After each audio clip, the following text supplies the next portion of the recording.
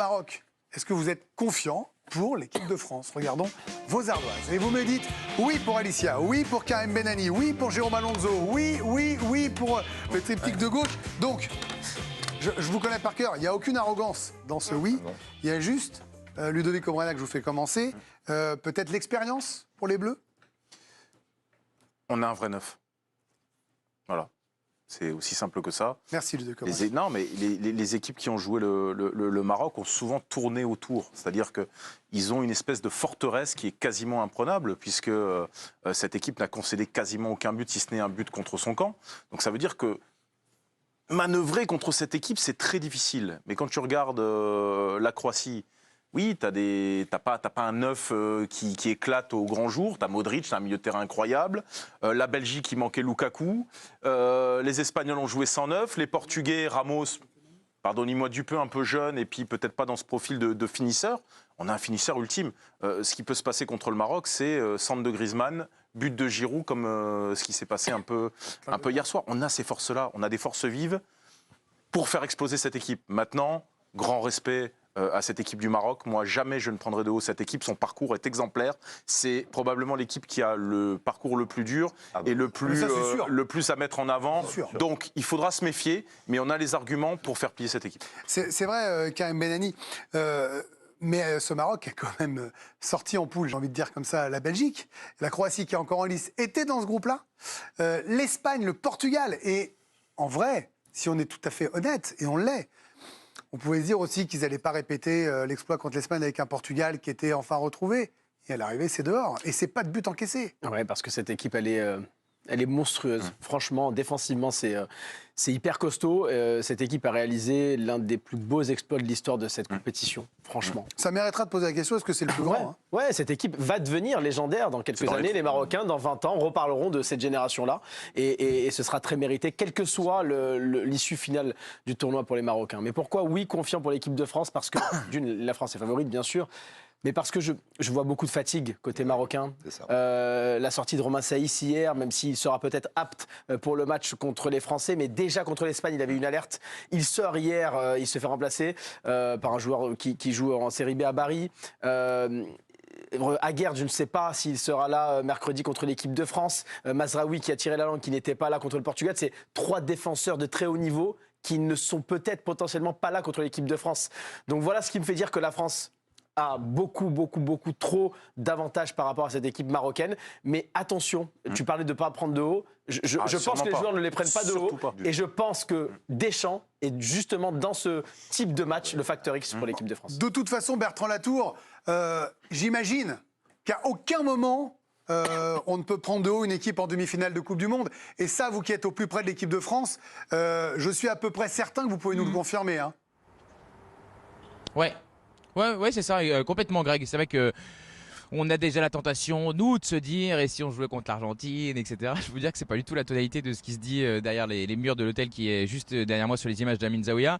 Mais chacun sait que le match va être très compliqué, de leur point de vue, bien évidemment, que c'est une équipe qui a encaissé un seul but, et ça, c'est déjà des éléments qui m'ont été distillés depuis que nous savons que nous allons affronter les Marocains. Donc, mais nous, notre regard extérieur, évidemment, il est un peu différent. Moi, je suis assez confiant pour l'équipe de France et j'ai un vrai point d'interrogation sur l'équipe marocaine, au niveau émotionnel. Je pense que c'est très difficile quand on a réalisé un exploit. Eux, ils sont en demi-finale, ils sont déjà les héros de la nation sur la gestion émotionnelle, d'être au niveau face à une équipe française qui est sans doute déjà plus talentueuse et qui, en plus de ça, a vraiment l'habitude de ces matchs en très haute altitude. Donc, plutôt confiant. Mais enfin bon, voilà, on espère qu'on ne va pas tomber de haut. Évidemment, mais on se doit de poser la question comme face à n'importe quel autre adversaire et dans n'importe quelle période de la compétition. Hein. On l'a fait contre l'Angleterre, on l'avait fait en 8e, on l'avait fait avant les matchs de poule. Merci Bertrand d'avoir été avec nous ce soir. Raphaël. Oui, on parlait de Giroud qui pourrait marquer dans ce match. Il faudra réussir à marquer un but. Le seul but qu'ils ont encaissé, les Marocains, vous l'avez dit autour du plateau, c'était un contre son camp de Aguerd. Elle est invaincue dans cette compétition, cette équipe marocaine. Un seul but encaissé et puis une série de 3 victoires dans ce mondial. C'est déjà une victoire de plus que lors des 16 premiers dans la compétition, dans toutes les compétitions qu'ils ont disputées les Marocains. Et puis, ça va peut-être se jouer aussi à l'expérience. Alors là, bien évidemment, l'équipe de France est largement favori. On a regardé, par exemple, combien de joueurs avaient disputé de demi-finale de Coupe du Monde du côté du Maroc. Et bien évidemment, c'est une première historique, donc 0. Il en reste 5 du côté de l'équipe de France qui sont dans le groupe de Didier Deschamps, qui avait joué la demi-finale face à la Belgique. Et puis sur l'expérience, le nombre de sélections, et puis sur les matchs cumulés en Coupe du Monde, les Français ont l'expérience, ils sont au-dessus également. Jérôme Alonso, les Bleus savent ce que c'est une demi-finale. Ah oui. Les Marocains ne le savent pas. Est-ce que ça, c'est pour vous le facteur déterminant? Oui, avec la fatigue des blessés, enfin la fatigue et des blessés, pardon, parce que juste avant l'expérience, en un mot, tu parlais des 3 blessés principaux, retour ou pas, mais même s'il y a retour, dans quel état? Non, ça va être très compliqué. C'est ça aussi le problème. Alors après l'expérience, moi je suis désolé, la France, elle est en demi là par ses talents, mais elle est aussi là beaucoup par son expérience. On l'a vu sur quasiment tous les matchs. C'est-à-dire contre l'Australie, ça s'embarque très très mal quand même, vraiment. Contre le Danemark, ça s'enquille pas vraiment bien non plus. Je mets la Tunisie à part, évidemment. Contre la Pologne, c'est moins facile que prévu. Et puis hier, c'est vraiment, on l'a senti. Et on l'a dit pendant 1 heure. Giroud, une occasion. Voilà, Loris, les 4 tauliers d'hier, c'est les 4 qui étaient là en 2018. Et en rajoutant Mbappé, ils étaient 5. En rajoutant Mbappé, mais Mbappé, je me le mets un petit peu à part hier par rapport à quand la France allait très mal hier. C'est Griezmann, c'est Loris et c'est Varane. Et bien ces joueurs-là, le Maroc, même s'il y a beaucoup de talent, ben ces joueurs-là et ce vécu-là, ils ne l'ont pas. Donc évidemment, dans la case blessé et dans la case expérience, ben, c'est quand même 2 croix qu'on coche et qui sont très très importantes pour le côté France favori de ce match-là, évidemment. Alors il y aura, comme à chaque fois, Alicia, une petite histoire dans la grande histoire. Oui, vous avez beaucoup parlé d'Olivier Giroud. Olivier Giroud qui va retrouver un homme qu'il connaît très bien. C'est le sélectionneur marocain, Walid Regragui. Ils étaient tous les deux ensemble à un moment donné. Alors ça n'a pas duré longtemps, c'était l'espace d'un été au Grenoble Foot 38, club formateur du champion du monde et ancien club du sélectionneur marocain. Donc voilà, l'été 2008, Giroud a 21 ans. Il revient de près d'Istres, alors en national. Walid Regragui, lui, a 33 ans. Il joue au Grenoble Foot depuis septembre 2008. Ils ont partagé un stage de pré-saison et une mi-temps lors d'un match amical. Donc c'est une belle histoire, c'est la petite anecdote. Et puis aussi, je voulais vous parler d'Amin Harit. Amin Harit qui est très actif depuis le début de la compétition sur Twitter. Le Marseillais qui a malheureusement a raté cette Coupe du Monde. Et il donne rendez-vous à la France. Bonne chance maintenant. Un petit brin chambreur, mais on aime bien ça. On en parle beaucoup depuis le début de cette émission. Évidemment. Amin Harit qui donne rendez-vous aux Bleus. Nous sommes avec Nasreddine Nasri, qui est journaliste marocain. Bonsoir et merci d'être avec nous dans l'équipe de Greg, avec votre maillot, bien sûr. Avant de se demander et de vous faire répondre à cette question, est-ce que vous comprenez cette confiance autour du plateau? Racontez-nous ce qui se passe au Maroc, parce qu'on a besoin de partager avec vous cette joie. C'est l'histoire avec un grand H. C'est la première fois qu'un pays africain se retrouve en demi-finale, Nasreddine. Ouais, bonsoir Greg, merci pour l'invitation et bonsoir à toutes et à tous. Alors, il y a plusieurs choses. Moi, là, je suis à Doha, je suis déjà à l'équipe nationale depuis plusieurs années et ce qu'est en train de vivre l'équipe nationale, là, ça dépasse le cadre du foot.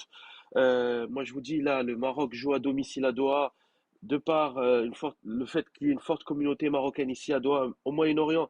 Mais il faut venir à Casablanca pour comprendre cette passion et cette ferveur et voir. Je vous invite tous à venir voir le derby Wydad Raja et vous comprendrez cette passion et cette ferveur qui est juste incroyable.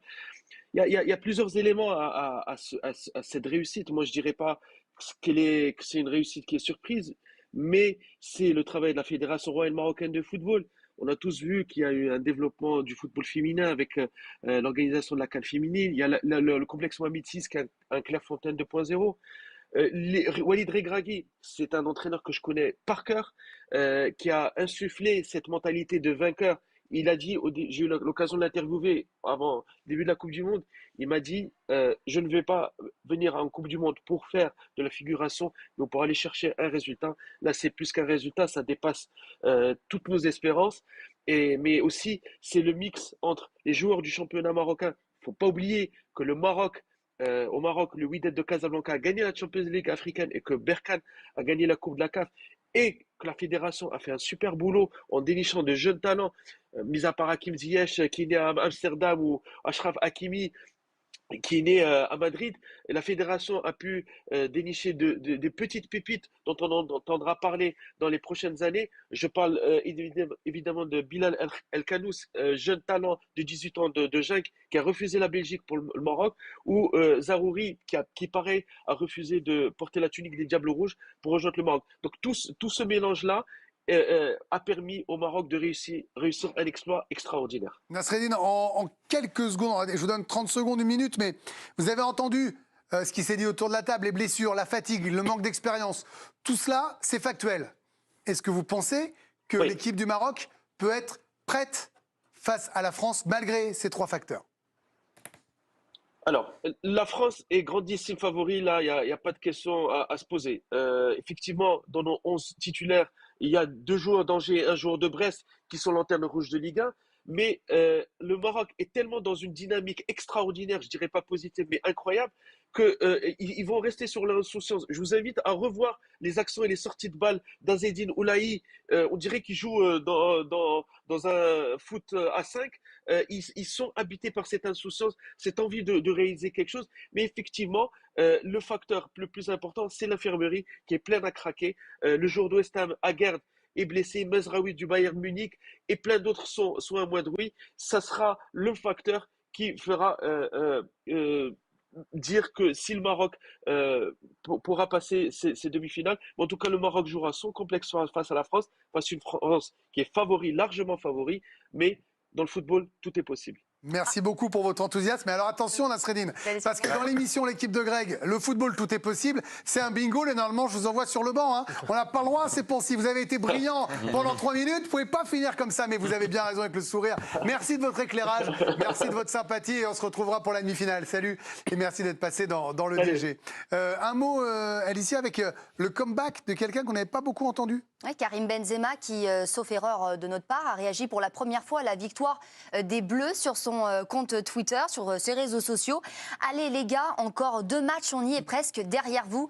Vamonos, Karim Benzema qui a rempli l'entraînement hier avec le Real Madrid. Quelques photos du compte officiel du Real Madrid.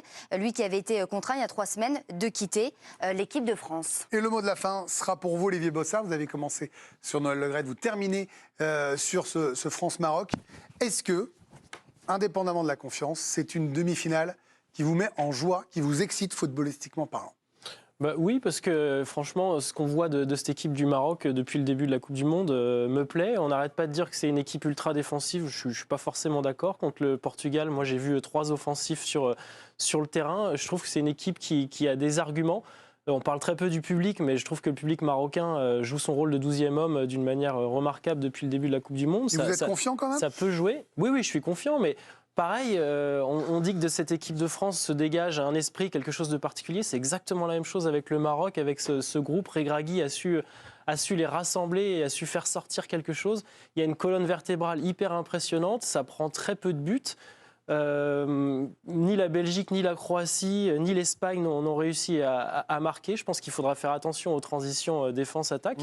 Mais après, on peut jouer à se faire peur, mais malgré tout, et même les Marocains eux-mêmes, je suis sûr, savent que les Bleus seront favoris pour cette demi-finale. Voilà ce qu'on peut dire pour ce premier débat France-Maroc. On va en avoir jusqu'à mercredi, bien évidemment.